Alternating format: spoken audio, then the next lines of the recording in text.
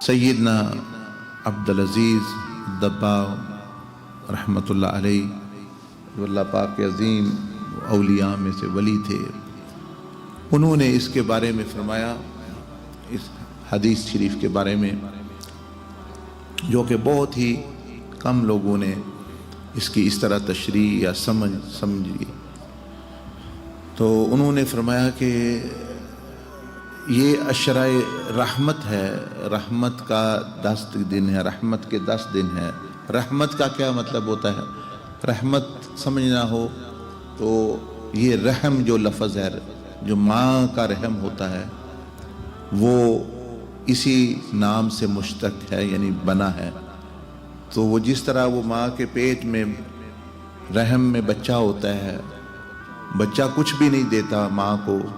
لیکن ماں کی طرف سے اس کو غذا مل رہی ہوتی ہے،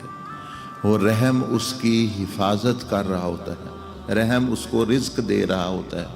رحم اس کو بیماریوں سے بچا رہا ہوتا ہے، اور ہر طرح کے خطرے سے جو ہے وہ محفوظ رکھتا ہے، اور اس کو زندگی اس کی بڑھ رہی ہوتی ہے، وہ یعنی نشو و نما پا رہا ہوتا ہے، اور اس کے بدلے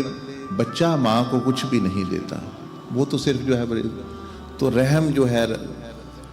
سمجھ لیں، یعنی اگر سمجھنا ہو تو یہی کہ بغیر لالچ، بغیر معاوضے کے کسی کا خیال رکھنا، کسی